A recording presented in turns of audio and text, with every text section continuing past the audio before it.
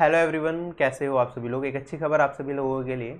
SSC की new table executive की vacancy है दिल्ली पुलिस के अंदर। ठीक है, एसएससी ही इसका एग्जाम कंडक्ट कराता है। टोटल वैकेंसीज की बात करें 5846 वैकेंसीज हैं और सैलरी इसमें 30,000 से 35,000 आप एक्सपेक्ट कर सकते हो। अगर दिल्ली की बात करें, मैंने कहा दिल्ली बेस्ड जॉब है, तो इसमें क्या होता है, जो आपका एचआरए का कंपोनेंट होता है वो काफ़ी ज़्यादा होता है। एचआरए 24% होता है दिल्ली के अंदर, क्योंकि एक्स सिटी के अंदर आता है।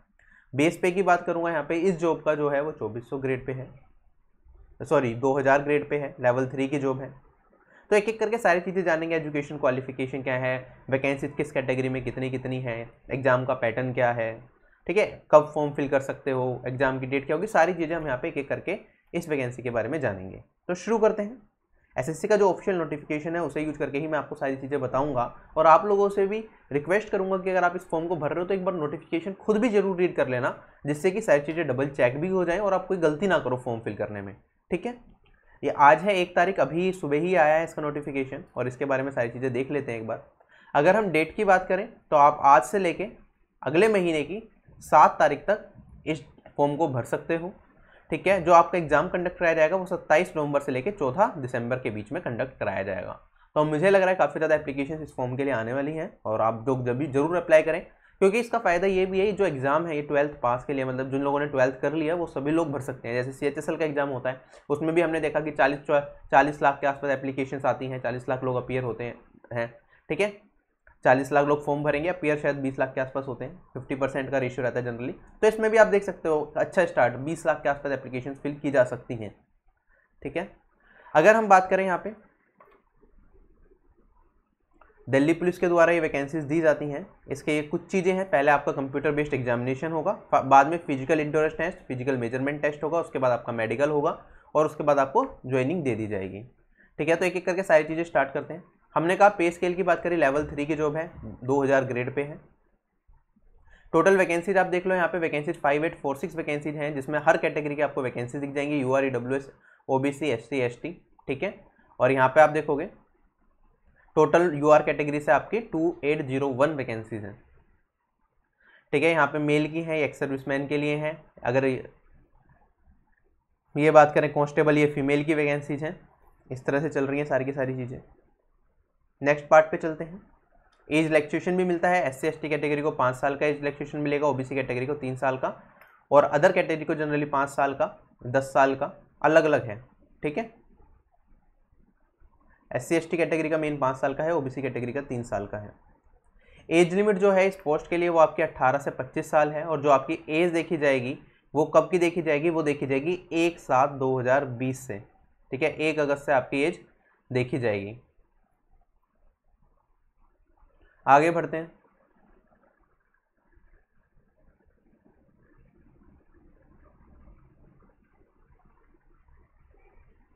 एप्लीकेशन की फ़ीस की बात करेंगे तो आपका 100 रुपये एप्लीकेशन फ़ीस है, 100 रुपये भरने होंगे आपको।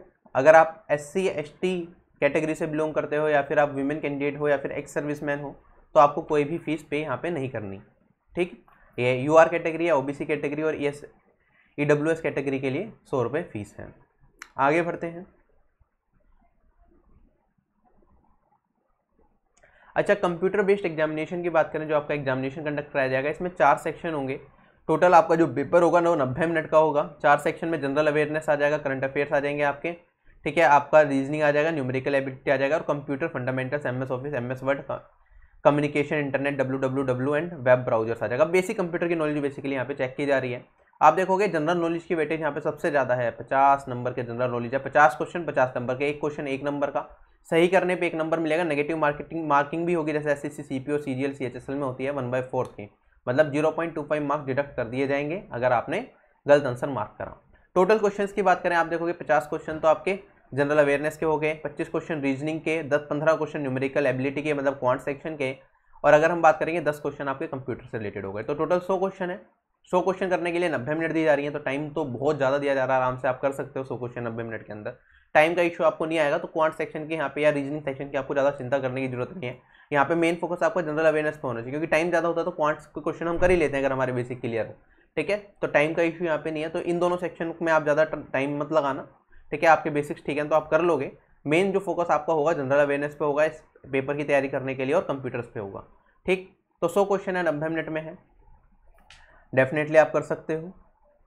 क्लियर ये चीज़। नॉर्मलाइजेशन इस एग्जाम में भी होगा जैसे आपके एसएससी के बाकी एग्जाम्स में हो रहा है, और जो मार्क्स जुड़ेंगे बेसिकली वो टियर 1 के ही मार्क्स जुड़ेंगे, इसी के बेसिस पे मेरिट लिस्ट तैयार की जाएगी।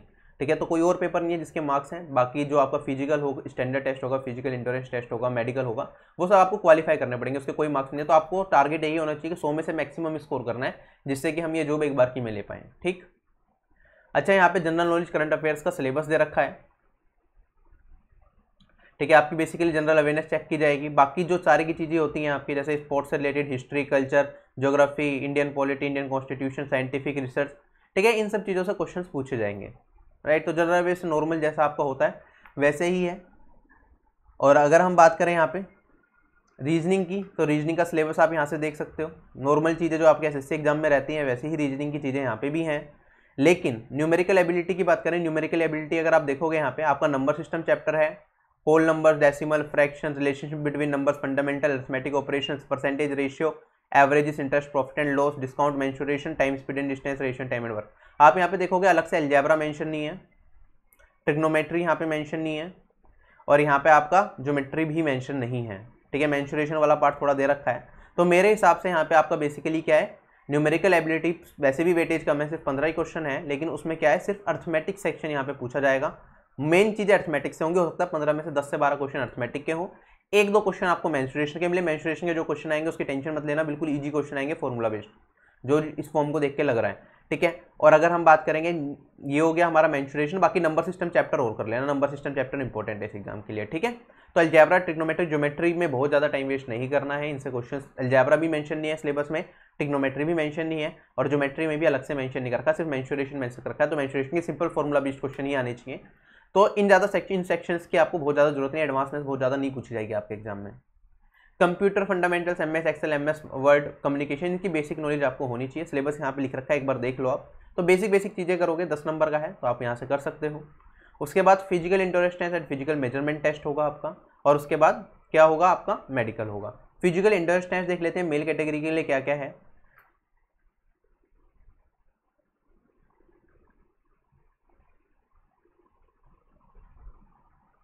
ठीक है, इसमें एक्स सर्विसमैन और डिपार्टमेंटल कैंडिडेट्स को भी इंक्लूड किया गया है, सबका सेम ही होगा। फिजिकल मेजरमेंट जो फिजिकल इंड्योरेंस टेस्ट होगा। फिजिकल इंड्योरेंस टेस्ट में क्या होगा, मेल कैटेगरी के लिए आपको 1600 मीटर भागने पड़ेंगे, कितने मिनट के अंदर, 6 मिनट के अंदर। अगर आपकी एज 30 साल से कम है, लॉन्ग जंप करनी पड़ेगी 14 फीट की, और हाई जंप करनी पड़ेगी आपको 3 फुट 9 इंच की। ठीक है, इसके लिए 3 चांसेस दिए जाएंगे, लॉन्ग जंप और हाई जंप के लिए 3 चांसेस में एक बार की में आपको क्लियर करना पड़ेगा। अगर आपकी एज 30 से 40 के बीच में है तो 7 मिनट मिलेंगे 1600 मीटर के लिए, और यहाँ पे आपको लॉन्ग जंप 13 फीट की और 3 फुट 6 इंच की आपको हाई जंप करनी पड़ेगी। 40 साल से अबव हो आप तो 8 मिनट मिल जाएंगे 1600 मीटर के लिए, 12 फीट की लॉन्ग जंप और 3 फुट 3 इंच की हाई जंप। क्लियर ये वाला पार्ट। आगे बढ़ते हैं। ठीक है, और जो रेस में आपको 3 मौके नहीं मिलेंगे, आपको लॉन्ग जंप और हाई जंप में ही 3 मौके मिलेंगे। 3 बार की में से एक बार की में आपको क्लियर करना पड़ेगा। अगर फिजिकल मेजरमेंट की टेस्ट की बात करें, तो अगर हम बात करेंगे यहाँ पे हाइट आपकी क्या होनी चाहिए, मेल कैंडिडेट्स की मिनिमम 170 सेंटीमीटर होनी चाहिए। 5 सेंटीमीटर का रिलैक्सेशन मिलेगा हिल एरियाज में जो लोग रहते हैं, गढ़वालीज हैं, यहाँ पे गोरखाज हैं, डोगराज हैं, या फिर ये सारी कम्युनिटीज आप यहाँ से एक बार देख सकते हो। ठीक है, अगर आप एसटी कैटेगरी से बिलोंग करते हो तो भी 5 सेंटीमीटर का रिलैक्सेशन मिलेगा। ध्यान रखना, एससी कैटेगरी से हो तो कोई रिलैक्सेशन नहीं है, सिर्फ एसटी कैटेगरी के लिए, जैसे दिल्ली पुलिस सीपीओ के एग्जामिनेशन में होता है आपका। ठीक है, और 5 सेंटीमीटर का रिलैक्सेशन भी मिलेगा उनके लिए जिनके पेरेंट्स सर्व कर चुके हैं, किसमें, डिसीज दिल्ली पुलिस पर्सनल रह चुके हैं, मल्टीटास्किंग स्टाफ रह चुके हैं दिल्ली पुलिस के। ठीक है, रिटायर्ड हैं या फिर डिसीज हैं या सर्विंग हैं उनके। अगर चेस्ट की बात करें, आपकी चेस्ट 81 सेंटीमीटर मिनिमम होनी चाहिए, और उसके बाद एक्सपेंशन के बाद, मतलब सांस भरने के बाद आपकी चेस्ट 4 सेंटीमीटर एक्सपेंड करनी चाहिए। ठीक है, तो ये रिलैक्सेशन है। 5 सेंटीमीटर का रिलैक्सेशन अगेन जो ऊपर कम्युनिटीज को हमने दिया था वो यहाँ पे भी दिएगा, मिला जाएगा आपको, एसटी कैटेगरी को भी मिलेगा, और बाकी जो एक्स सर्विस मतलब जो दिल्ली पुलिस में रिटायर्ड हैं, डिसीज हैं या फिर सर्विंग हैं, उनके बेटों को मिलेगा। अगर हम बात करें physical interest test female candidates के लिए, तो आपकी एज अगेन 30 साल तक अगर आपकी एज है तो 8 मिनट के अंदर आपको 1600 मीटर भागना है। लॉन्ग जंप 10 फीट हो गई, यहाँ पे हाई जंप 3 फुट हो गई। अच्छा, अगर हम बात करेंगे 30 से 40 साल की उम्र है तो 9 मिनट मिलेगी आपको, और अगर हम बात करें 9 मिनट में 1600 metre, 9 feet long jump, 2 feet 9 inch high jump. अगर आपकी एज 40 से ज़्यादा है तो 10 मिनट मिलेंगे 1600 मीटर के लिए, और 8 फीट आपको लॉन्ग जंप करनी है और 2 फीट 6 इंच आपको हाई जंप करनी है। ठीक है, इसमें भी आपको 3 मौके दिए जाएंगे, 3 मौके के अंदर आपको करना पड़ेगा। अच्छा, आगे बढ़ते हैं। जो हाइट होनी चाहिए फीमेल कैंडिडेट्स की वो 157 सेंटीमीटर होनी चाहिए मिनिमम। 2 सेंटीमीटर का रिलैक्सेशन मिलेगा जो अभी ऊपर कम्युनिटीज बढ़ी थी उन्हीं कम्युनिटीज को, और साथ ही साथ यहाँ पे SC ST कैटेगरी, यहाँ पे SC ST दोनों कैटेगरी को इंक्लूड कर दिया गया है। आई डोंट नो ये ग्लिच है या क्या है, ऊपर ST कैटेगरी था सिर्फ मेल कैंडिडेट्स में, लेकिन यहाँ पे फीमेल कैंडिडेट्स में SC ST दोनों कैटेगरी को 2 सेंटीमीटर का रिलैक्सेशन दिया है, और 5 सेंटीमीटर का रिलैक्सेशन दिया है जो ऑलरेडी दिल्ली पुलिस में सर्विंग है, डिसीज है, रिटायर्ड है, उनके डॉटर्स को। ठीक है, multitasking staff is also included in this multitasking staff of Delhi police. बढ़े आगे। मेडिकल स्टैंडर्ड्स की बात करें तो आपकी बॉडी में कोई भी डिफॉर्मिटी नहीं होनी चाहिए, बिल्कुल सही हेल्थ होनी चाहिए। जैसे कि आप SSC CPO का आपका मेडिकल होता है, लगभग वैसा ही मान के चलो इसका भी मेडिकल होगा। अगर विजन की बात करें, दोनों आइज का आपका 6/12 होना चाहिए विदाउट ग्लासेस, बिना चश्मा पहने आपका विजन इतना होना चाहिए। कोई भी डिफॉर्मिटी आपकी बॉडी में नहीं होनी चाहिए, कहीं भी दिक्कत आएगी तो आपको प्रॉब्लम आ सकती है इसमें, तो आपको फिजिकली कंप्लीट फिट होना पड़ेगा यहाँ पे। ठीक है, आपके पहले ऑपरेशन हो रखा है, कुछ हो रखा है जिससे आपको अभी भी थोड़ी प्रॉब्लम है, तो प्रॉब्लम हो सकती है। अगर हम टैटू की बात करें, टैटू में डिपेंड करेगा कंटेंट क्या है। अगर आपके पास टैटूज हैं जिसमें रिलीजियस सिंबल है या फिगर है या नेम है तो वो अलाउड है, जैसे कि इंडियन आर्मी में अलाउड होते हैं। और लोकेशन भी मैटर करती है टैटू की, कि लोकेशन क्या क्या होनी चाहिए। और अगर हम बात करेंगे साइज, आपका 1/4 ऑफ पर्टिकुलर पार्ट से ज़्यादा नहीं होना चाहिए साइज का। ठीक है, टैटू का साइज।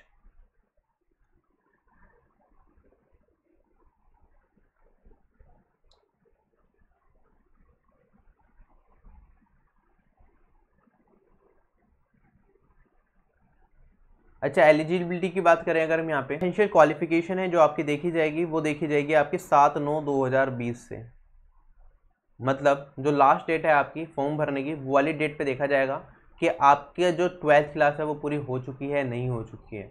अगर आपकी 12th हो चुकी है इस तारीख से पहले तो आप इस फॉर्म को फिल कर सकते हो। ठीक है, अगर हम बात करें कुछ रिलैक्सेशन भी दिया जा रहा है। अगर आप 11th पास हो और सन डॉटर हो, serving, retired and decide Delhi police personal multitasking staff of Delhi police, तो भी आप इस फॉर्म के लिए अप्लाई कर सकते हो। ठीक है, batsman, buglers, mounted constables, drivers, dispatch drivers etcetera of Delhi police only. ठीक है, अगर इनसे इनके बेटे हो या बेटी हो तो भी आप अप्लाई कर सकते हो। तो मोस्टली हमने सारी चीज़ें यहाँ पे डिस्कस कर ही ली इस फॉर्म के बारे में। एलिजिबिलिटी, सिलेबस, एग्जाम पैटर्न, सब कुछ हमने डिस्कस कर ही लिया। अच्छा, एक चीज़ और आएगी, अगर आप पहली बार SSC का फॉर्म भर रहे हो तो आपको इस चीज़ का ध्यान रखना है, जो फोटो होनी चाहिए वो अपडेटेड होनी चाहिए। जब आप फॉर्म फिल करोगे तो फोटो आपकी प्रीवियस 3 महीने से पहले की होनी चाहिए, और उस पर डेट भी मेंशन होनी चाहिए, जैसे कि SSC CPO के फॉर्म के टाइम पे आया था, वो इसमें भी है।